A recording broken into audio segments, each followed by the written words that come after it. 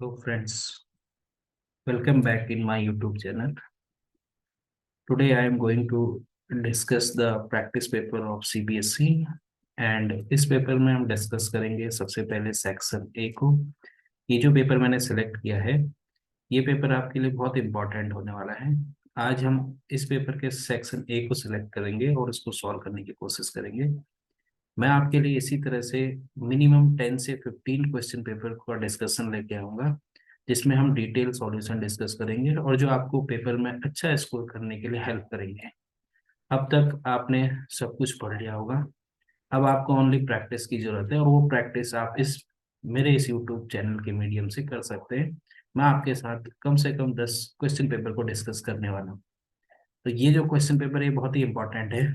इसमें बहुत सारे ट्रिकी क्वेश्चंस इन्वॉल्व मैंने किए हुए हैं। तो पहला क्वेश्चन आपको मैट्रिक्स से दिखा है। A is a matrix, Aij is a scalar matrix of n cross n order। n cross n order का मतलब हो गया कि ये जो है हमारे पास स्क्वायर मैट्रिक्स होगी। तो एक चीज कंफर्म हो गई कि A जो है वो स्क्वायर मैट्रिक्स होगी। एंड उसके एलिमेंट्स के लिए डेफिनेशन दे रखी है कि Aij जो है वो K के इक्वल होगा। अब आपको पता है स्क्वायर मैट्रिक्स है तो I और J तो हमेशा इक्वल ही होंगे। सो दिस मीन्स इसका जो A11 होगा वो भी के ही होगा, A12 होगा वो भी आपके पास के ही होगा, और इस तरह से आपके पास चलता रहेगा। आपको इसका फाइंड करना है ट्रेस। अब बहुत सारे लोगों को पता ही नहीं होगा कि ट्रेस कैसे फाइंड करते हैं। तो किसी भी मैट्रिक्स का जो ट्रेस होगा वो उसके सम ऑफ डायगोनल एलिमेंट्स होता है। यानी आपको जो है डायगोनल एलिमेंट्स का सम करना है। अब ये ट्रेस जो है आपके पास एनसीईआरटी बुक में नहीं है, लेकिन पेपर में इसके क्वेश्चन बन सकते हैं, क्योंकि जो टॉपर्स होते हैं उनके और जो बिलो द टॉपर्स होते हैं उनके बीच का डिफरेंस यही होता है।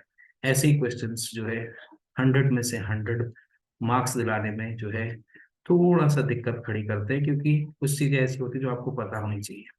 तो ट्रेस किसी भी मैट्रिक्स का क्या होगा, उसके डायगोनल एलिमेंट्स का सम। तो अब मुझे एक चीज पता चल गई कि इस ये मैट्रिक्स है ए, उसमें ए आई जे अगर के है तो इसका मतलब इसके डायगोनल में हमेशा हमारे पास के ही रहेगा। अब इसके डायगोनल में अगर हमारे पास हमेशा के ही रहेगा तो इसका मतलब जो इसका ट्रेस होगा वो के प्लस के प्लस के प्लस के, और क्योंकि इसका ऑर्डर एन क्रॉस एन है तो इसलिए ये जो के है वो एन टाइम्स आपके पास ऐड हो रहा होगा। और जब आप इसको एन टाइम्स ऐड करते हैं, किसी भी नंबर को आप एन टाइम्स ऐड करते हैं, तो वो आता है आपके पास N times of that number.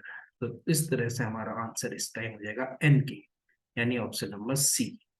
जैसे हम वन को टू टाइम्स ऐड करते हैं तो two into one that is equal to two होता है, ऐसे ही वन को थ्री टाइम्स ऐड करते हैं तो three into one that is equal to three.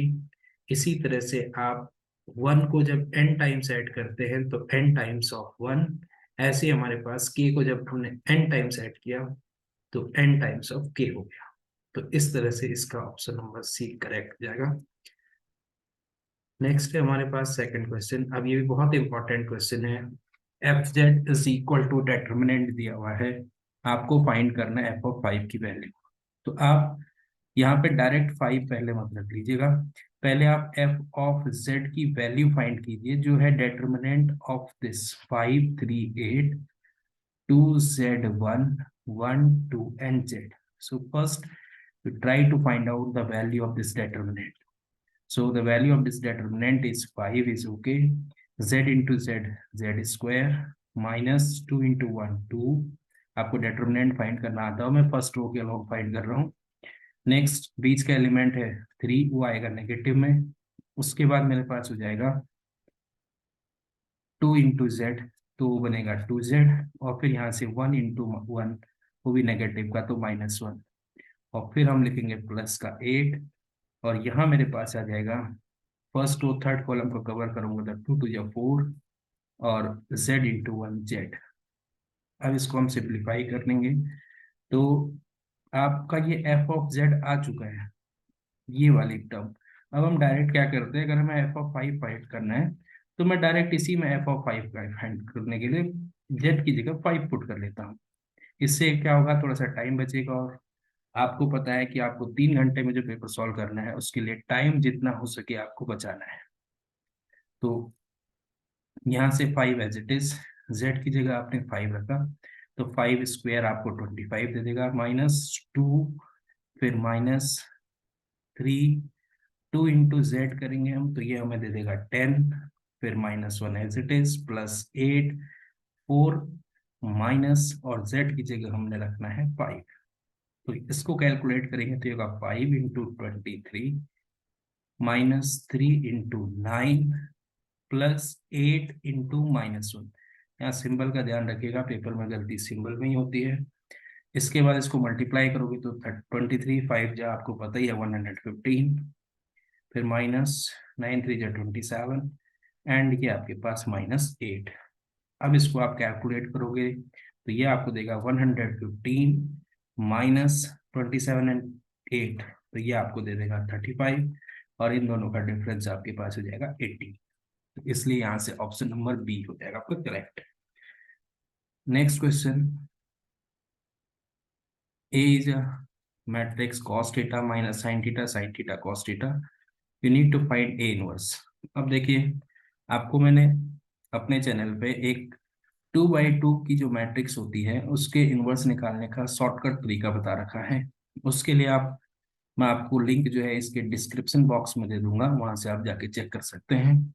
जैसे आपके पास ये मैट्रिक्स है, इसका अगर मुझे एडजॉइंट निकालना है तो इसका जो एडजॉइंट होता है शॉर्टकट तरीके से इसके दोनों डायगोनल एलिमेंट्स को आपस में चेंज कर लेते हैं। तो यहाँ तो दोनों सेम ही है तो सेम ही रहेगा, cos थीटा, और इन दोनों एलिमेंट्स के जो सिंबल हैं उनको चेंज कर देते हैं। यानी ये नेगेटिव है तो ये बन जाएगा पॉजिटिव, और ये पॉजिटिव है तो ये बन जाएगा नेगेटिव। ये इस मैट्रिक्स ए का एडजॉइंट होगा। आप आपकी बुक में जो प्रॉपर मेथड है उससे चेक कर सकते हैं, यही आपके पास आ रहा होगा। उसके बाद आपको डिटर्मिनेंट ऑफ ए निकालना है, तो डिटर्मिनेंट ऑफ ए बहुत आसान। इस ए का डिटर्मिनेंट करेंगे तो cos into cos, cos square theta, minus sine into minus sine theta, तो माइनस माइनस बिकम प्लस, और साइन स्क्वायर थीटा। यहाँ से मुझे cos square theta plus sine square theta की वैल्यू 1 मिल जाएगी।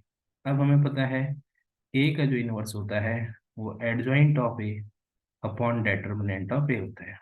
अगर मैं यहाँ पे रखूंगा तो A inverse is equal to adjoint of A की वैल्यू मेरी आ जाएगी cos theta sine theta minus sine theta cos theta, और अपॉन डिटर्मिनेंट ऑफ ये 1 है। 1 से किसी को भी डिवाइड कर दे कोई फर्क नहीं पड़ेगा, तो ये आपके पास फिर से एडजॉइंट ऑफ ए के इक्वल आ जाएगा। इस क्वेश्चन को आप दूसरे तरीके से भी देख सकते थे कि जैसे ही आपने इसका डिटर्मिनेंट ऑफ ए निकाला तो वो आपके पास 1 आ गया। अब एक चीज आपको पता चल गई कि ए इनवर्स की वैल्यू जो है वो adjoint of A upon determinant of A होती है, और डिटर्मिनेंट ऑफ ए अगर आपका 1 आ गया तो यहाँ से डायरेक्ट ए इनवर्स जो है वो एडजॉइंट ऑफ ए के इक्वल आ जाएगा। तो इतना भी आपको सॉल्व करने की जरूरत नहीं है, आप डायरेक्टली कह सकते हैं कि इसका जो ऑप्शन नंबर बी है एडजॉइंट ऑफ ए वो करेक्ट होगा। नेक्स्ट, अब देखिए ये बहुत इंपॉर्टेंट क्वेश्चन है, यहाँ पे ध्यान दीजिए। ये है आपका कॉन्टिन्यूटी का क्वेश्चन, लेकिन क्योंकि ये ऑब्जेक्टिव में है इसलिए इसमें हम ज्यादा टाइम वेस्ट ना करके शॉर्टकट तरीके से इसको सॉल्व करेंगे। अब जब भी आपको कॉन्टिन्यूटी का इस तरह का क्वेश्चन गिवन हो, उसने कहा कि कॉन्टिन्यूअस है x इज इक्वल टू 0 पे, तो ये कॉन्टिन्यूअस तभी हो सकता है जब आप x की वैल्यू 0 यहाँ भी रख के देखेंगे और यहाँ भी रख के देखेंगे, और दोनों को इक्वल रख के देखेंगे, तो वहां से जो k आएगा वो आपका रिजल्ट हो जाएगा। तो आपको इसको ज्यादा सिंप्लीफाई ना करके, वही LHL RHL ना करके डायरेक्टली, क्योंकि आपको ऑब्जेक्टिव क्वेश्चन में कभी प्रोसेस नहीं दिखाना होता है, जस्ट आपको सॉल्व करना होता है और आपको ऑप्शन टिक करने होते हैं, तो प्रोसेस का नंबर नहीं होता ऑब्जेक्टिव में। इसलिए हम डायरेक्ट करेंगे। तो डायरेक्ट कैसे करेंगे, आप पहले क्या कीजिए, ये जो आपका फंक्शन है इसको सिंप्लीफाई कर लीजिए। तो इसको मैं लिख सकता हूँ 3x/x 4 tan x by x, और इसके अकॉर्डिंग हम निकाल लेते हैं लिमिट एक्सटेंडिंग टू 0 पर इसकी वैल्यू। तो इससे आप कैंसिल हो जाएगा, यहाँ बच जाएगा limit extending to 0 3 + 4 tan x/x। आपको पता है आप इस लिमिट को इसके साथ भी डिस्ट्रीब्यूट कर सकते हैं और इसके साथ भी। पहले टर्म के साथ डिस्ट्रीब्यूट करेंगे तो x का टर्म वहाँ है ही नहीं, तो ये 3 रहेगा +4, और जब आप सेकंड के साथ डिस्ट्रीब्यूट करेंगे तो मैं इसको लिख रहा हूँ 10x upon x limit extending to 0। अब हमें पता है कि इसकी तो वैल्यू हो जाती है 1, तो यहाँ से आपके पास बन गया 3 + 4 × 1, और वो आपको दे दे रहा है 7। तो यानी लिमिट की वैल्यू आ गई 7। और जब आप x इक्वल टू 0 है, तो उस केस में आपका जो फंक्शन की वैल्यू आ जाएगी f(0) की, वो k आ रही है। अब कॉन्टिन्यूअस ऑलरेडी दे रखा है, तो लिमिट और फंक्शन की वैल्यू दोनों सेम होनी चाहिए, यानी डायरेक्टली यहाँ से k की वैल्यू 7 के इक्वल आ जाएगी। तो ये आपका फिर से ऑप्शन नंबर बी इसके लिए करेक्ट हो जाएगा। नेक्स्ट, अब ये सिंपल क्वेश्चन दिया हुआ है, इस तरह का एक क्वेश्चन जरूर पूछा जाएगा। अब इसमें गलती क्या होती है वो देखिए, क्वेश्चन बहुत आसान लग रहा है। आपको determinant of this is equal to this दिया हुआ है, तो गलती से आप ये मत सोचिएगा कि x की वैल्यू 6 के इक्वल हो जाएगी, क्योंकि उसने कंफ्यूज करने के लिए ऐसे ही दिया हुआ है कि x यहाँ से भी 6 आ रहा है और यहाँ से भी 6 आ रहा है। तो आप सोचेंगे कि x की वैल्यू 6 होगी और ऑप्शन में भी 6 है और इस पे टिक कर लेंगे, लेकिन ऐसा नहीं है। ये है डिटरमिनेंट, ऐसा तब सही होता है जब ये मैट्रिक्स होती है। तो मैट्रिक्स में कॉरस्पॉन्डिंग एलिमेंट्स इक्वल हो जाते हैं, लेकिन डिटरमिनेंट अगर दे रखे हैं तो पहले आपको डिटरमिनेंट सॉल्व करना पड़ेगा।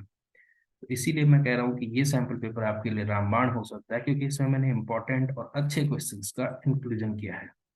पहले आप इस डिटरमिनेंट की वैल्यू निकालेंगे, तो फर्स्ट रो के अराउंड खोलोगे तो x इंटू एक्स आपको डायरेक्टली x² दे देगा, -18 जो आपको 36 दे देगा। राइट हैंड साइड के डिटरमिनेंट को खोलोगे तो 36 -18 36। अब यहाँ से आपके पास x² - 36 इज इक्वल टू 0, तो x² इज इक्वल टू 36, तो x इज इक्वल टू √36। अब यहाँ से एक और इम्पॉर्टेंट चीज है कि अगर स्क्वायर एक तरफ से हटता है और दूसरी तरफ आप स्क्वायर रूट लगा रहे हैं, तो आपको एक सिंबल लगाना पड़ेगा प्लस माइनस। तो यहाँ से x की वैल्यू आ जाएगी +-6। तो गलती से आप 6 और -6 को ऑप्शन को करेक्ट मत कीजिएगा, इसका करेक्ट ऑप्शन होगा ऑप्शन नंबर डी। बढ़ते हैं नेक्स्ट क्वेश्चन की ओर। नेक्स्ट है क्वेश्चन नंबर 6। ये है आपके पास the solution of differential equation. अब ये डिफरेंशियल इक्वेशन का क्वेश्चन आ गया। तो डिफरेंशियल इक्वेशन आपको दे रखी है 2x dy/dx -y is equal to 3, और आपको बताना है कि इसका जो सॉल्यूशन होगा वो किस फैमिली ऑफ कर्व को रिप्रेजेंट करेगा। तो सबसे पहले आप इसके सॉल्यूशन को फाइंड कर लेते हैं। इसके सॉल्यूशन को फाइंड करने के लिए आप क्या कीजिए कि इस -y को उधर ले जाइए, तो आपके पास बन जाएगा 2x dy/dx is equal to 3 + y। अब इस 2x को अगर आप उधर ले जाएंगे तो dy/dx इज इक्वल टू बन जाएगा 3 + y/2x। अब ये केस सेपरेबल वेरिएबल की तरह लग रहा है, तो आप y वाले टर्म्स को dy के साथ और x वाले को dx के साथ ले जाइए। तो यहाँ बन जाएगा dy/3 + y is equal to 1/2x and dx। इस 2 को उधर ले जाएंगे तो ये बन जाएगा 2 dy/3 + y is equal to 1/x dx। अब इसको सॉल्व करने के लिए आप इंटीग्रेट करते थे बोथ साइड, क्योंकि ये सेपरेबल वेरिएबल का केस है। तो 2 outside the integral dy/3 + y is equal to integration of 1/x dx। Integration करेंगे तो इसका इंटीग्रल हो जाएगा सीधा सीधा log y+3, और इक्वल टू यहाँ हो जाएगा आपके पास log x। डिफरेंशियल इक्वेशन में अगर सब कुछ लॉग में है तो कांस्टेंट भी हम लॉग में लगा देते, इसलिए log c। इसको मैं लिख सकता हूँ अब log y+3 to the power 2, because we know that m log n is equal to log n to the power n, so it is equal to log x plus log c means log xc। log log दोनों side से cancel. अब मेरे पास बना y+3² is equal to X C, और ये जो y+3x² is equal to X C है, ये हमेशा रिप्रेजेंट करेगी एक पैराबोला के इक्वेशन को, क्योंकि ये पैराबोला के फॉर्म में है। y² is equal to 4x, y+3 दे रखा यानी शिफ्टिंग है, तो इसलिए ये रिप्रेजेंट करेगा आपका पैराबोला। तो ये आपका करेक्ट आंसर हो गया। नेक्स्ट क्वेश्चन की तरफ डिस्कस करते हैं। बहुत इंपॉर्टेंट क्वेश्चन है, एलपीपी से बहुत बार क्वेश्चन पूछा गया है कि the feasible region of LPP is always a. जो फिजिबल रीजन होता है लीनियर प्रोग्रामिंग प्रॉब्लम्स को सॉल्व करने से जो मिलता है, वो कौन सा रीजन होता है? तो वो हमेशा होता है आपके पास कॉन्वेक्स। अब कॉन्वेक्स रीजन क्या होता है? या कॉन्वेक्स पॉलीगन क्या होता है कि जब भी आप एलपीपी को सॉल्व करते हैं तो जैसा भी ग्राफ आपको मिले, जैसे सपोज करो ये आपको ग्राफ मिल गया किसी एलपीपी को प्रॉब्लम को सॉल्व करने से, तो इसके अंदर आप जितने भी पॉइंट्स होंगे उनमें से कोई भी दो पॉइंट ले लीजिए और उनको आपस में ज्वाइन कीजिए। तो वो जो लाइन ज्वाइन करने से बन रही है ये हमेशा इसी शेडेड रीजन या बाउंडेड रीजन के अंदर आएगी, इसलिए इसको कॉन्वेक्स पॉलीगन कहते हैं। कभी भी आपने एलपीपी में ऐसा ग्राफ बनते हुए नहीं देखा होगा इस तरह से। ये एलपीपी का सॉल्यूशन का ग्राफ हो ही नहीं सकता है, क्यों? क्योंकि ये आपके पास कॉन्वेक्स पॉलीगन नहीं है। अब कॉन्वेक्स पॉलीगन कैसे नहीं है? सपोज करो मैंने यहाँ पे एक पॉइंट लिया ए और यहाँ पे एक पॉइंट लिया बी और इन दोनों पॉइंटों को आपस में ज्वाइन कर लिया, तो ये जो लाइन है उसका जो ये वाला पार्ट है वो शेडेड रीजन के अंदर नहीं है, तो इसलिए ये कॉन्वेक्स पॉलीगन नहीं है। तो एलपीपी का feasible region always convex polygon होता है, इसको आप ध्यान रखिएगा, बहुत इंपॉर्टेंट क्वेश्चन है। नेक्स्ट क्वेश्चन की ओर बढ़ते हैं। नेक्स्ट है आपका क्वेश्चन नंबर 8 अगेन। इस बार आपके पास वेक्टर अलजेब्रा से फिर से इंपॉर्टेंट क्वेश्चन आ गया। तो इस बार इस क्वेश्चन में क्या है आपके पास, determinant of A cross B दे रखा है। अब फिर से ये आपकी एनसीईआरटी बुक में ऐसा क्वेश्चन नहीं है, लेकिन एनसीईआरटी बुक में ये आर्टिकल जरूर है जिससे ये क्वेश्चन पूछा गया है।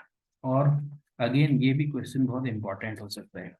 तो क्या है, determinant of A cross B आपके पास गिवन है, मींस मॉड ऑफ, और जिसे आप कहते हैं कि magnitude of A cross B, वो आपके पास 4 गिवन है।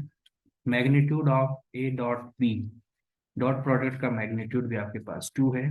और आपको फाइंड करना है magnitude of A square, magnitude of B vector का स्क्वायर, इसकी वैल्यू आपको फाइंड करनी है। तो इसको सॉल्व करने के लिए बहुत कम लोग जानते होंगे इस प्रॉपर्टी को जो मैं आपको बताने जा रहा हूँ, क्योंकि ये नॉर्मली लोग पढ़ते नहीं है। तो इसकी जो वैल्यू होती है magnitude of A into magnitude of B vector जो होता है आपके पास, वो होता है magnitude of A cross B का whole square plus magnitude of A dot B का होल स्क्वायर। तो आप इसको एक्सपेंड कर सकते हैं इस वाली साइड को, तो आपको यही वाली साइड मिलेगी, आप सॉल्व कर सकते हैं।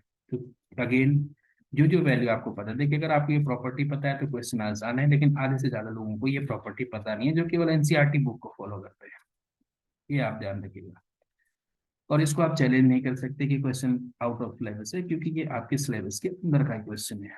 तो magnitude of A cross B का जो स्क्वायर होगा वो हो जाएगा यहाँ पे 4 का स्क्वायर प्लस 2 का स्क्वायर, तो ये बन जाएगा आपका 16 plus 4 that is equal to 20। तो कितना आसान, कितना छोटा क्वेश्चन, लेकिन आपको ये रिजल्ट पता होना जरूरी है। तो इसीलिए मैं कह रहा हूँ बार बार कि ये वीडियो आपके लिए बहुत इंपॉर्टेंट है। नेक्स्ट देखिए, अगेन एक क्वेश्चन इंटीग्रल से। अब यहाँ पे -pi to pi x to the power 4 sine x D x. अब कुछ लोगों को देख के लग रहा होगा कि ये क्वेश्चन तो एक नंबर में पूछा ही नहीं जा सकता है, लेकिन जब आप इसके सॉल्यूशन को देखेंगे तो आप बोलेंगे क्वेश्चन एक नंबर लायक ही था। देखिए कैसे, जब भी आपको एक चीज ध्यान रखना, डेफिनेट इंटीग्रल में -a to a दे रखा है, तो आप इस चीज को ध्यान रखिए कि क्या उस पर ये प्रॉपर्टी लग पा रही है। -a to a F X D X is equal to, एक होता है आपके पास 0 to a F X D X का ट्वाइस, और एक हो जाता है ये 0। ये तब होता है जब एफ एक्स इवन होता है, और ये तब होता है जब एफ एक्स ऑड होता है। अब ऑड इवन के लिए अगेन मैंने आपको एक मॉडुलस फंक्शन का वीडियो अपने यूट्यूब चैनल में दे रखा है, उसमें डिटेल से डिस्कस किया हुआ है कि कैसे करके आप मॉडुलस फंक्शन में या किसी भी फंक्शन को ऑड इवन प्रूव कर सकते हैं। यहाँ पे फिर भी मैं बता देता हूँ कि इवन के लिए क्या होता है कि एफ ऑफ माइनस एक्स की वैल्यू एफ एक्स के इक्वल आती है, और ऑड के लिए एफ ऑफ माइनस एक्स की वैल्यू माइनस एफ एक्स के इक्वल आती है। तो मैं चेक करता हूँ यहाँ पे जो मेरा फंक्शन है ये वाला, ये इवन है या ऑड है। तो मेरा एफ एक्स दे रखा है x⁴ साइन एक्स। मैं फाइंड करूंगा एफ ऑफ माइनस एक्स, यानी x की जगह इसमें -x रिप्लेस कर दूंगा, तो ये बन जाएगा -x⁴ साइन माइनस एक्स। अब यहाँ से आ जाएगा आपके पास negative to the power even always positive, तो ये तो आपके पास x⁴ लेकिन x minus x, sine minus x means fourth quadrant, और फोर्थ क्वाड्रेंट में साइन ऑलवेज नेगेटिव, तो ये दे देगा आपको माइनस का साइन एक्स। और जब आप इसको मल्टीप्लाई करके लिखेंगे तो ये आ जाएगा minus X to the power 4 sine X. ये आपका एफ एक्स है, तो इसको आप एफ एक्स से रिप्लेस कर सकते हो, और बाहर से माइनस है, तो एफ ऑफ माइनस एक्स की वैल्यू माइनस एफ एक्स आ गई। इसका मतलब आपका जो फंक्शन है वो ऑड आ गया, और क्योंकि लिमिट माइनस ए टू ए दे रखी है, माइनस पाई टू पाई दे रखा है, तो इसलिए minus pi to pi x to the power sine x D X, इसका जो इंटीग्रल होगा वो आपके पास जीरो हो जाएगा। तो आप कहीं इस पे प्रोडक्ट टूल लिमिट पुट करना ये सब मत कर दीजिएगा। Next question number 10, A and B are two matrices of same order, then what you can say about this result? तो सपोज ये आपके पास A B transpose minus B A transpose है, और मैंने इसको सी मान लिया है। अब देखिए नल तो ये हो नहीं सकता फिलहाल, और यूनिट मैट्रिक्स के बारे में भी कुछ कह नहीं सकते हैं कि होगा या नहीं होगा। तो आप सिमेट्रिक और स्क्यू सिमेट्रिक के रिजल्ट को देखिए, तो सिमेट्रिक और स्क्यू सिमेट्रिक के लिए जब भी आपको देखना होता था तो आप उसका ट्रांसपोज निकाल देते हैं। तो यहाँ भी हम वही काम करते हैं, इस सी का ट्रांसपोज निकालते हैं। इस सी का ट्रांसपोज निकालने का मतलब इस पूरे का ट्रांसपोज निकाल देना। इस पूरे का ट्रांसपोज यहाँ डैश से ट्रांसपोज को दिखाया तो आप डैश से दिखाएगा, वरना कंफ्यूज हो जाएंगे। अगर टी से दिखा रहे तो टी से दिखाना। तो यहाँ हो जाएगा C dash is equal to, अब इसको अंदर ले जाऊंगा तो ये बनेगा ए बी ट्रांसपोज का whole transpose minus B A transpose का होल ट्रांसपोज। अब हमने एक प्रॉपर्टी पढ़ी हुई है कि A B whole transpose is equal to B transpose A transpose. जब मैं उसको यहाँ लगाऊंगा तो बी ट्रांसपोज का होल ट्रांसपोज आगे आ जाएगा और ए का ट्रांसपोज माइनस, सेम यहाँ होगा तो ए ट्रांसपोज का होल ट्रांसपोज आगे आ जाएगा और बी का ट्रांसपोज। अब किसी भी चीज का आप दो बार ट्रांसपोज करते हैं तो वो उसी के इक्वल आता है। ये आपको पता है कि ए ट्रांसपोज होल ट्रांसपोज की वैल्यू ए के इक्वल होती है। तो ये हो जाएगा आपके पास बी ए ट्रांसपोज माइनस यहाँ हो जाएगा आपके पास ए बी ट्रांसपोज। अब आप जब इससे माइनस साइन कॉमन ले रहे हैं तो ये वाला टर्म मेरा पॉजिटिव बन जा रहा है और ये वाला नेगेटिव। और ऐसा करने से क्या हुआ देखिए कि ये जो सी का ट्रांसपोज है माइनस ये जो वैल्यू थी जो आपने सी को अज्यूम किया है वो ये है, तो इसकी जगह आप सी रख सकते हैं। और जब किसी भी चीज का ट्रांसपोज उसके नेगेटिव के इक्वल होता है तो तब वो मैट्रिक्स होती थी आपके पास स्क्यू सिमेट्रिक। तो इसलिए आपका ऑप्शन नंबर डी यहाँ पे करेक्ट हो जाएगा। नेक्स्ट क्वेश्चन की तरफ बढ़ते हैं, क्वेश्चन नंबर 11, फिर से एलपीपी का, और ये बहुत इंपॉर्टेंट क्वेश्चन फिर से आ गया आपके पास। तो क्या है, graphical method solution of LPP this, आपको जिसको मैक्सिमाइज करना है, यानी जो आपका ऑब्जेक्टिव फंक्शन है वो दे रखा है z is equal to x plus Y, और जिसकी हेल्प से करना है सब्जेक्ट कंस्ट्रेंट्स जिसे कहते हैं वो आपको दे रखे हैं x plus Y is less than two. यहाँ पे थोड़ा सा ध्यान रखना, ये टू है फिर ये कॉमा है और ये एक्स वाई जो है आपके पास नॉन नेगेटिव रेस्ट्रिक्शन है। ये आपका सब्जेक्ट टू कंस्टेंट होता था, आपने पढ़ा हुआ है। ये आपका ऑब्जेक्टिव फंक्शन होता था और ये आपके पास नॉन नेगेटिव रेस्ट्रिक्शंस होती थी। अब आपको बताना है कि इससे जो ग्राफ बनेगा और ये सॉल्यूशन बनेगा उसमें कितने सॉल्यूशन होंगे, इनफाइनाइट पॉइंट पाएगा, ओनली 2 पॉइंट्स पाएगा, ओनली 1 पॉइंट पे, नन ऑफ दीस पे। तो पहले क्या करते हैं, आप सब्जेक्ट टू कंस्ट्रेंट को सॉल्व करने की कोशिश करते हैं। तो मैंने आपको एक शॉर्टकट तरीका बताता हूँ कि आप इसमें जो ये सब्जेक्ट टू कंस्ट्रेंट है जिसको आपको सॉल्व करना है, इसमें एक बार एक्स की जगह 0 रखिए तो वाई आपको 2 मिल जाएगा, इक्वल रख के। फिर वाई अगर 0 रखा तो एक्स आपको 2 मिल जाएगा। आप एक टेबल बना लीजिए इसके, जिसके लिए आपके पास एक्स और वाई है, x0 y2 x2 y0। अब जब आप इसको रफली ग्राफ पे ड्रॉ करेंगे, क्योंकि अगेन ये ऑब्जेक्टिव क्वेश्चन है तो आपको फेयर ग्राफ बनाने की जरूरत है नहीं, तो x0 जब होगा तो y2 होना चाहिए। तो x0 y2 सपोज यहाँ पे आ गया, ऑलमोस्ट यहाँ पे आएगा, और x2 y0 आपका यहाँ पे हो गया। फिर आप क्या करते थे, इन दोनों पॉइंट को आपस में ज्वाइन कर देते थे, तो ये आपने ज्वाइन कर लिया।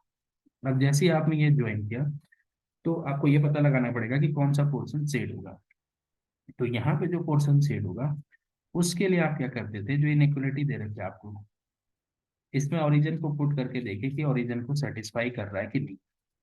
तो ऑब्वियस सी बात है 0 2 से लेस होता है, सेटिस्फाई कर रहा है। तो इस लाइन से वो वाला पोर्शन शेड होगा जिसमें 0 लाई कर रहा है। तो अब आप क्या करेंगे, इसमें उस वाले पोर्शन को सेट कर देंगे जिसमें 0 लाई कर रहा है, यानी नीचे वाले पोर्शन को। फिर आपके पास नॉन नेगेटिव रिस्ट्रिक्शन है x greater than equal to 0, यानी x एक्सिस में पॉजिटिव डायरेक्शन। तो ये आपके पास हो जाएगा। और y ग्रेटर देन 0 का मतलब y एक्सिस में पॉजिटिव डायरेक्शन। तो आपको जो फिजिबल रीजन मिला यहाँ पे वो ये मिल गया। और आपको पता है एलपीपी को सॉल्व करने के लिए आपको अब इसके कॉर्नर पॉइंट निकालने पड़ेंगे। तो कॉर्नर पॉइंट एक आपका निकला a बराबर 0 2, एक बी निकल गया आपके पास 2 0, और एक सी आपने निकाल दिया ओरिजिन जो है 0 0। इन तीनों पॉइंट का आप जेड निकालेंगे जब, तो जेड ए की जो वैल्यू होगी, जब आप एक्स की जगह 0 और वाई की जगह 2 रखेंगे इस ऑब्जेक्टिव फंक्शन, तो 0 + 2 = 2 आ जाएगा। जेड ऑफ बी निकालने जाएंगे तो x2 y 0, तो ये आपको फिर से 2 दे देगा। और जेड सी निकालने जाएंगे तो 0 + 0 = 0। अब भाई मिनिमम अगर पता करना होता तब तो ठीक था कि सी पे हो रहा है तो एक ही पॉइंट होता, लेकिन यहाँ पे तो अब दो पॉइंट पे सेम वैल्यू आ रही है और मैक्सिमम वैल्यू आ रही है। तो दो पॉइंट पे जब मैक्सिमम वैल्यू मिलती है तो ऐसा नहीं कि इसके सॉल्यूशन दो पॉइंट हो जाएंगे, ऐसा नहीं होता है। अगर आपके पास किसी भी ऑब्जेक्टिव फंक्शन की मैक्सिमम वैल्यू दो पॉइंट पे मिल रही है, तो उन दोनों पॉइंट को ज्वाइन करने वाली जो लाइन होगी, उस लाइन पे जितने भी पॉइंट आएंगे उन सब पे जो वैल्यू होगी वो मैक्सिमम होगी इस ऑब्जेक्टिव फंक्शन की। तो इसका मतलब इस लाइन पे तो भाई बहुत सारे पॉइंट आ सकते हैं, तो इसलिए इसका जो सॉल्यूशन हो जाएगा आपके पास वो ऑप्शन नंबर ए हो जाएगा, इनफाइनाइट सॉल्यूशन। तो यहाँ पे आपके पास, मैं दूसरे कलर का यूज करता हूँ, ये आपके पास हो जाएगा इनफाइनाइट सॉल्यूशन। क्यों? क्योंकि अगेन दो पॉइंट पे सेम वैल्यू थी जो कि मैक्सिमम थी। जब भी ऐसा हो तो इस लाइन पे जितने भी पॉइंट होंगे उन सब पे मैक्सिमम हो। तो इसलिए आपका ऑप्शन नंबर 11 क्वेश्चन का ऑप्शन नंबर ए सही है। फिर बढ़ते हैं क्वेश्चन नंबर 12 की ओर। तो क्वेश्चन नंबर 12 क्या कह रहे हैं, consider a vector this, b vector this, find the perpendicular to both vector। अब यहाँ पे देखो एक फिर से कंसेप्ट आपको पता होना चाहिए कि अगर आपको किसी दो वेक्टर के परपेंडिकुलर वेक्टर निकालना है, तो किसी भी दो वेक्टर का परपेंडिकुलर वेक्टर जो होता है उनका क्रॉस प्रोडक्ट होता है। ये जो होता है वो परपेंडिकुलर टू बोथ होता है, यानी ए और बी दोनों के परपेंडिकुलर होगा। जिसे आप एन कैप दिखाते थे यूनिट वेक्टर, वही आपका परपेंडिकुलर होगा। तो इसका मतलब यहाँ पे आपको ए क्रॉस बी वेक्टर की वैल्यू निकालनी पड़ेगी। अब ए क्रॉस बी निकालते कैसे हैं, तो आपको डिटरमिनेंट मेथड पता होगा ए क्रॉस बी निकालने का। आप आई जे के लिखे डिटरमिनेंट के अंदर, और पहले वाले में आई के कोफिशिएंट 1, जे का कोफिशिएंट -2, के का कोफिशिएंट 1। फिर दूसरे वाले में आई का कोफिशिएंट 4, फिर -4, फिर +7। Now find the determinant of this. तो I cover, first column cover, -2 into 7, तो -2 into 7 means -14, then minus minus become plus, and 4 into 1 is 4. Next, minus of j, to minus of j, then cover this, 1 into 7 is 7 minus 4, 1 into 7 7, and 4 into 1 4। आपको determinant find करना आता होगा, इसी तरह से आप a cross b भी find करते हैं। Next is plus a, first और थर्ड कॉलम कवर, तो 1 into -4 तो -4, और 4 into -2 इज -8, बट माइनस में आता है इसलिए माइनस माइनस प्लस है। जब इसको सॉल्व करेंगे तो हो जाएगा माइनस का 10i। फिर यहाँ हो जाएगा आपके पास 7 -4 is 3, तो माइनस का 3j, एंड नेक्स्ट हो जाएगा आपके पास प्लस का 4j। अब आप ऑप्शन में ढूंढ लीजिए कि कौन सा ऑप्शन आपका सही है। तो -10j -3k +4k, यानी ऑप्शन नंबर सी करेक्ट है। तो ये आपका करेक्ट आंसर हो जाएगा। अब बात करते हैं नेक्स्ट क्वेश्चन। फिर से देखिए डिटरमिनेंट्स और मैट्रिक्स का जो इंक्लूजन है उससे क्वेश्चन आ गया। A is a 3-row square matrix। देखिए वर्ड, देखिए क्वेश्चन का 3-row स्क्वायर मैट्रिक्स। तो भाई अगर स्क्वायर मैट्रिक्स है और 3 रो हैं तो इसमें कॉलम भी 3 ही होंगे, तो इसका मतलब ये 3 बाई 3 की मैट्रिक्स होगी। इसका मतलब यहाँ पे जब आप n की वैल्यू करेंगे तो वो आपके पास 3 आएगा। तो थोड़ा सा आपको कंफ्यूज करने के लिए वर्ड डाले गए हैं क्वेश्चन। गिवन है determinant of a is 5 and you need to calculate the value of adjoint of a whole determinant। तो आपको एक प्रॉपर्टी पता होगी कि determinant of adjoint of a जो होता है वो आपके पास determinant of a to the power n minus होता है, where n is the order of square matrix। अब आप यहाँ डायरेक्ट वैल्यू रख सकते हैं, तो determinant of a आपके पास 5, n की वैल्यू 3 minus 1, तो 5 to the power 2 and that is equal to 25। इस तरह से आपका ऑप्शन नंबर डी करेक्ट हो जाएगा। नेक्स्ट क्वेश्चन की तरफ बढ़ते हैं। नेक्स्ट है आपका क्वेश्चन नंबर 14। अब फिर से मैट्रिक्स से है। A and B are two sorry, ये जो क्वेश्चन है प्रोबेबिलिटी से है। A and B are two independent events. A और बी जो है वो इंडिपेंडेंट इवेंट्स दे रखे हैं। तो इंडिपेंडेंट इवेंट्स दे रखे हैं। इंडिपेंडेंट का मतलब होता है जो एक दूसरे पर डिपेंड नहीं करते हैं। और इंडिपेंडेंट इवेंट के लिए ए इंटरसेक्शन बी की जो प्रोबेबिलिटी है वो probability of A into probability of B होती है, ये आपको पता होगा। प्रोबेबिलिटी ए की 0 से 1 तक है और बी की 0 to 1 है, means between lie between 0 to 1। अब आपको ऑप्शंस दिए हुए हैं। आपके पास एक थ्योरम है कि अगर ए और बी इंडिपेंडेंट इवेंट होते तो ए डैश और बी डैश भी इंडिपेंडेंट इवेंट होते हैं। ए एंड बी भी इंडिपेंडेंट इवेंट होते हैं और ए और बी डैश भी इंडिपेंडेंट इवेंट होते हैं। तो यहाँ से सीधा सीधा आपके पास ये ऑप्शन भी हट जाता है, ये भी हट जाता है और ये भी हट जाता है। एक चीज ध्यान रखिएगा, इस क्वेश्चन में आपको ये नहीं बताना है कि कौन सा स्टेटमेंट फॉलोइंग में से करेक्ट है, आपको बताना है कि कौन सा ऑप्शन करेक्ट नहीं है। आपको यहाँ पे सोचे पेपर में देखते हैं कि कौन सा करेक्ट नहीं है, फर्स्ट कौन सा करेक्ट है ये सोच के चलेंगे तो फर्स्ट पे टिक करके या ए ऑप्शन लिख के आ जाएंगे। ऐसा नहीं है, क्वेश्चन को आप केयरफुली रीड कीजिएगा तब जाके आंसर दीजिएगा। कौन सा ऑप्शन करेक्ट नहीं है, तो कौन सा ऑप्शन करेक्ट नहीं है मीन आपके पास बी वाला ऑप्शन करेक्ट नहीं होगा, बिकॉज ये तीनों तो लाइक होते ही होते हैं।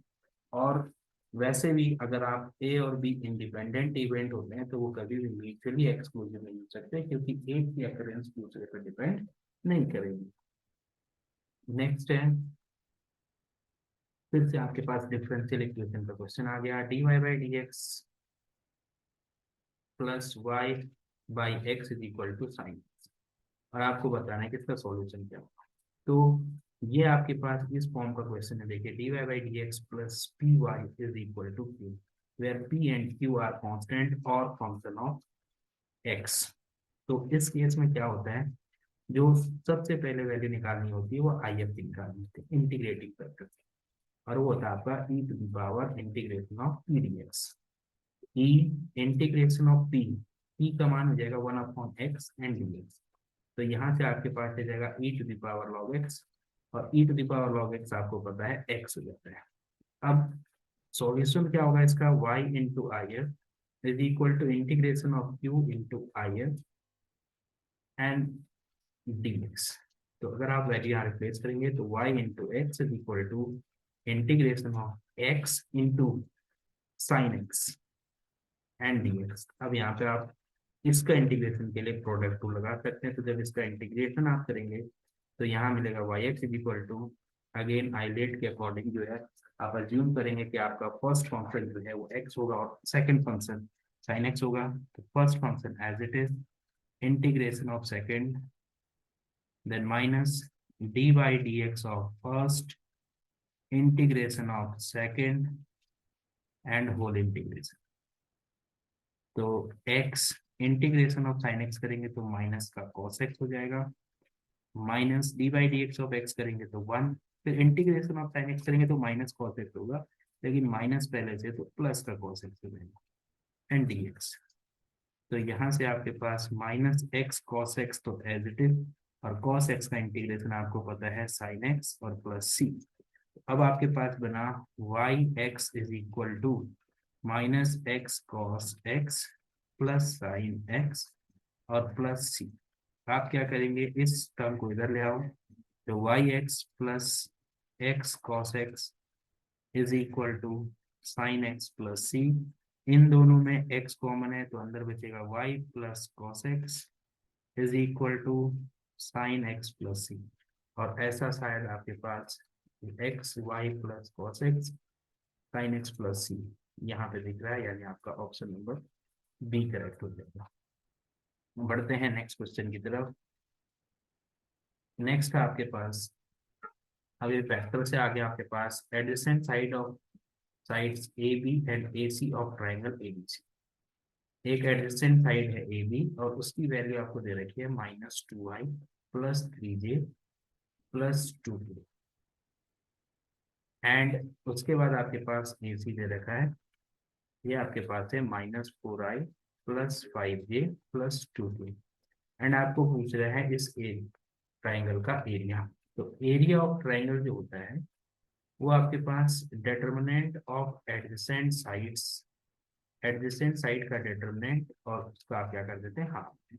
तो determinant means you need to calculate the value of product of adjacent sides and then you need to find the modulus of that particular thing. Means अगर आपको इसको सिंपल लैंग्वेज में कहूँ तो ये होता है 1/2 AB क्रॉस AC वेक्टर का मैग्नीट्यूड। तो सबसे पहले हम क्या करेंगे, AB क्रॉस AC वेक्टर निकालेंगे। AB क्रॉस AC वेक्टर निकालने का मतलब है कि फिर से डिटरमिनेंट मेथड से आपको इसका क्रॉस प्रोडक्ट निकालना है। तो -2 3 और 2 पहले वाले में कोफिशिएंट है, -4 5 और 2 दूसरे वाले में कोफिशिएंट है।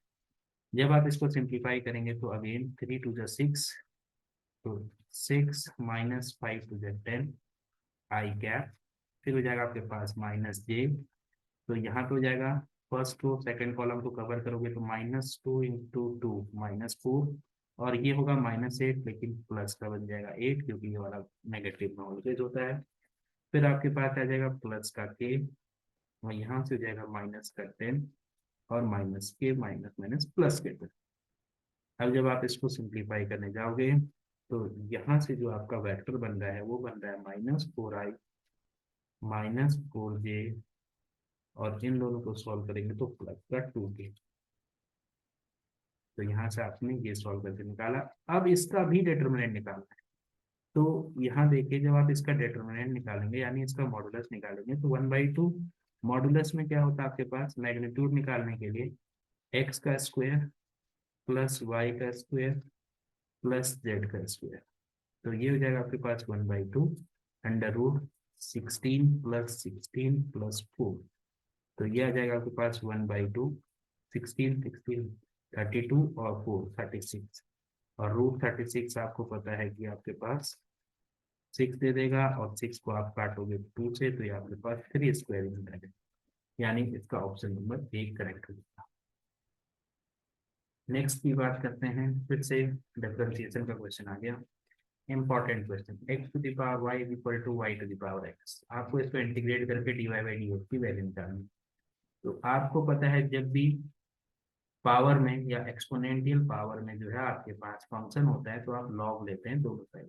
तो जब आप लॉग लेंगे तो log x to the power y is equal to log y to the power x। फिर आप log m to the power n की प्रॉपर्टी लगाएंगे तो y log x is equal to x log y बन जाएगा। और जब आप इसको डिफरेंशिएट करने जाएंगे तो प्रोडक्ट रूल लगाना पड़ेगा। इसके first function y as it is, log x का डिफरेंशिएशन 1/x, फिर log x as it is, और y का डिफरेंशिएशन x के रेस्पेक्ट में तो dy by dx is equal to x first function as it is, log y का derivative 1/y, और फिर y का डिफरेंशिएशन तो dy by dx plus log y as it is और x का डेरिवेटिव 1। अब आप dy बाई dx वाले टर्म को एक तरफ करिए तो ये बन जाएगा log x dy by dx minus x by y dy by dx is equal to, उस साइड में बाकी टर्म्स ले जा रहा हूँ तो log y वहाँ पहले से इस माइनस y बाई x को भी उधर ले जाते हैं, प्लस y बाई x को बचा के माइनस y बाई x बना देते हैं। तो फिर अब इसका dy बाई dx इन दोनों में कॉमन, तो अंदर बचा log x by 1 minus x by y is equal to log y minus y by x।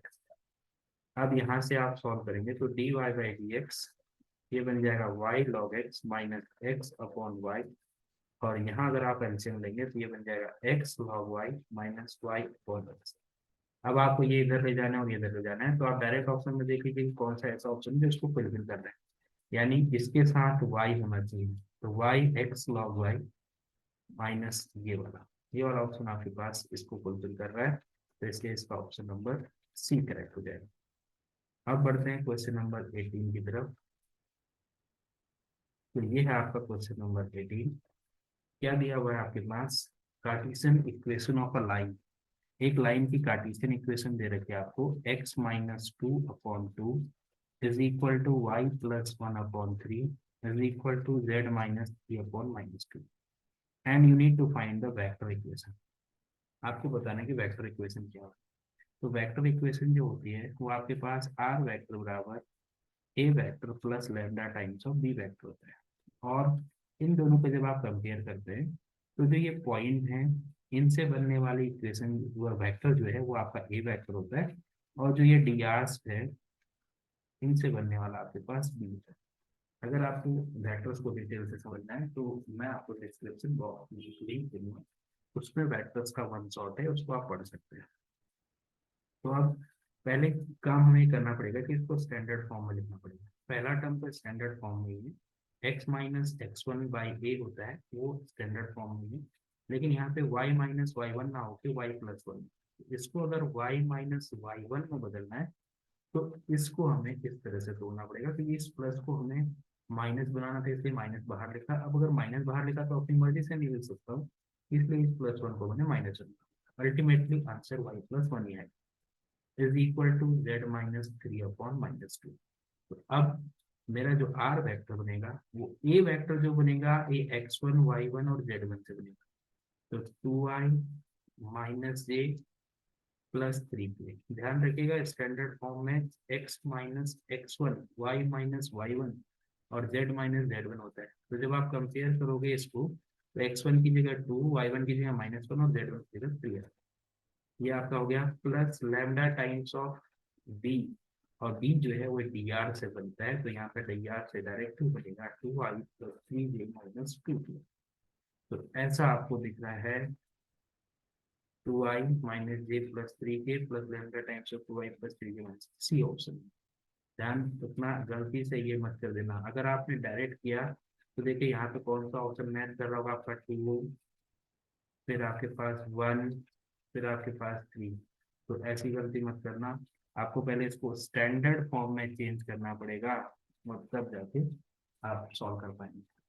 अब बढ़ते हैं, ये तो क्या आपके पास 18 ऑब्जेक्टिव्स टू असर्टेन रीजन के क्वेश्चंस आपके पास आते हैं, उनको डिस्कस करते हैं। तो पहला क्वेश्चन है y is equal to this is increasing function। Function दे रखा है y is equal to e to the power x plus e to the power minus x upon 2। A certain reason को डीपली समझने के लिए मेरे पास वीडियोस हैं, कुछ मैंने डाली हुई है, एक दो वीडियो और एक दो वीडियो और मैं चैप्टर वाइज डालूंगा, तो आप उनको देख सकते हैं। अब एक्सेप्शन रीजन में मैंने पहले भी आपको बताया है कि सबसे पहले आप एक काम चेक कर लीजिए कि दोनों आपके ट्रू है या नहीं है। तो दोनों ट्रू है या नहीं है उसके लिए आप क्या करेंगे, सबसे पहले इंक्रीजिंग डिक्रीजिंग के लिए आप इसका डेरिवेटिव निकाल लेते हैं। तो d Y by D x आपने पहले केस में निकाला, तो बना e to the power x minus e to the power minus x upon two, क्योंकि वन बाई टू बाहर रहेगा, ई की पावर एक्स का तो ई की पावर एक्स ही होगा, इसका भी यही होगा, लेकिन माइनस एक्स का डिफरेंशिएशन करेंगे तो माइनस होगा। अब इसको मैं ऐसा लिख सकता हूँ, ई की power x minus one upon e की पावर एक्स अपॉन टू। तो यहाँ से मेरा वन बाई टू मैं आउटसाइड कर दे रहा हूँ, और जब मैं इन दोनों का एलसीएम लेके सॉल्व करूंगा तो ये मुझे दे देगा e to the power two x minus one upon e to the power x. Exponent to the power something is always positive, तो इसका मतलब ये वैल्यू तो ऑलवेज पॉजिटिव आएगी, ये ऑलवेज पॉजिटिव आएगी, तो ये पूरी वैल्यू हमेशा पॉजिटिव है। तो यहाँ से वो किसके लिए, वो आएगी आपके पास जब आपकी एक्स की वैल्यू जीरो या जीरो से बढ़ी, तो ये तो हमेशा पॉजिटिव ही आएगी। तो जब ये पॉजिटिव आया तो इसका मतलब जीरो टू इंफिनिटी के अंदर आप कुछ भी रख लीजिए, ये वैल्यू ग्रेटर देन जीरो होगी, और ग्रेटर देन जीरो होगी का मतलब फंक्शन हो गया इंफिनिटी। तो एक चीज तो क्लियर हो गया कि आपका एसएसएल ट्रू है। अब रीजन ट्रू है या नहीं ये चेक करते हैं, तो उसका भी डिफ्रेंसिएशन कर लेते हैं, तो वो आ जाएगा e to the power x minus यहाँ पे minus e to the power minus x है तो उसका हो जाएगा minus e to the power minus x और अपॉन टू। अब इसको जब आप सिंप्लीफाई करेंगे तो सेम आपके पास लगभग वही बन रहा है e to the power two x plus one upon e to the power x. और यहाँ तो सब कुछ ही पॉजिटिव है, अब आप इसमें नेगेटिव रख दीजिए तब भी पॉजिटिव आएगी, क्योंकि exponent to the power negative is also positive. क्यों? जैसे आप टू की पावर माइनस फाइव की वैल्यू निकालते हैं तो इसको आप वन अपॉन टू की पावर फाइव लिखते हैं, और वन अपॉन टू की पावर फाइव निकालने जाओगे तो टू टू जो फोर, फोर जो सिक्सटीन जो 32 आएगा पॉजिटिव, इसलिए ये भी ऑलवेज पॉजिटिव। तो इसका मतलब क्लियर हो गया कि आपके दोनों जो चीजें हैं वो ट्रू है, यानी सेकंड फंक्शन भी इंक्रीजिंग ही है। बट अब आपके पास एक ऑप्शन और बचता है कि क्या रीजन जो है वो असम्पशन का करेक्ट एक्सप्लेनेशन है, मतलब क्या रीजन की वजह से ही असम्पशन जो है वो हो रहा है, या रीजन की वजह से ही जो है पहली वाली चीज जो असम्पशन है वो ट्रू हो रही है। लेकिन यहाँ पे ऐसा नहीं है, रीजन अलग ट्रू हो रहा है, असम्पशन अलग ट्रू हो रहा है, उनका आपस में कोई रिलेशन है नहीं। तो यहाँ पर आपके पास ऑप्शन नंबर बी करेक्ट हो जाएगा कि बोथ ट्रू तो है लेकिन करेक्ट एक्सप्लेनेशन नहीं। अगर करेक्ट एक्सप्लेनेशन तब होता है जब बी में हम कहते हैं कि कोई भी फंक्शन इंक्रीजिंग तब होता है जब एफ एफ एक्स की value greater than equal to zero जाए, तब वो इंक्रीजिंग जाएगा। उस केस में अगर यही चीज आपके पास यहाँ पे होती तब आपका ऑप्शन नंबर ए करेक्ट हो जाता, क्योंकि क्या कहते हैं इंक्रीजिंग और डिक्रीजिंग होने का रीजन आपको बताया जा रहा है। तो इस तरह से ये आपका पहला क्वेश्चन था। अब बात करते हैं सेक्शन ए के लास्ट क्वेश्चन और दूसरे सेक्शन रीजन की। यहाँ दिया हुआ है एवरी फंक्शन इज इन्वर्टेबल। अब पहली चीज तो यही पता चल गई को हर फंक्शन जो है इन्वर्टेबल नहीं होता है, ये तो आपको पता ही है। तो every function is not invertible, ये करेक्ट होना चाहिए, तो इसका मतलब एक्सेप्शन तो आपका फॉल्स हो गया। अब आप आंख बंद करके बता सकते हैं कि इसका ऑप्शन नंबर डी करेक्ट होगा। बस आप चेक कर लीजिए कि रीजन ट्रू है या नहीं, क्योंकि एक्सेप्शन फॉल्स होने के लिए एक ही ऑप्शन बचता है और वो आपका डी, तो आप बिना चेक किए भी नहीं कर सकते हैं। लेकिन हम दूसरे स्टेटमेंट को भी पढ़ लेते हैं, only bijective function are invertible. Yes correct है, जो फंक्शन बाइजेक्टिव होते हैं यानी वन वन और ऑन टू दोनों होते हैं वही फंक्शन आपका इन्वर्टेबल। तो ये थे सेक्शन ए के 20 क्वेश्चन। ये पेपर आपको बहुत अच्छा लग रहा होगा, इसमें बहुत अच्छे अच्छे क्वेश्चन इंक्लूड किए गए हैं। अगर आप इसी तरह से अदर वीडियोस को देखना चाहते हैं तो चैनल को लाइक सब्सक्राइब और शेयर कीजिए अपने फ्रेंड्स के साथ। 100% आपको गारंटी देता हूँ कि आपके अच्छे मार्क्स आएंगे अगर आप इस चैनल के साथ आगे बढ़ें। नेक्स्ट वीडियो में जब हम डिस्कस करेंगे सेक्शन बी, तो तब मैं होप करूँगा कि आप इस वीडियो को डिस्कस करके आए, पढ़ के आए, क्योंकि इसमें बहुत सारी छोटी छोटी चीज़ें मैंने आपको बताई और बहुत सारे क्वेश्चन इस सैम्पल पेपर में अभी आपको और मिलेंगे अच्छे जो ट्रिकी होंगे। आप अगर उसको दूसरे मेथड से सॉल्व करोगे तो लेंदी जाएंगे, लेकिन अगर आपको ट्रिक से सॉल्व करोगे तो जल्दी सॉल्व होंगे। तो तब तक के लिए thanks, goodbye, take care.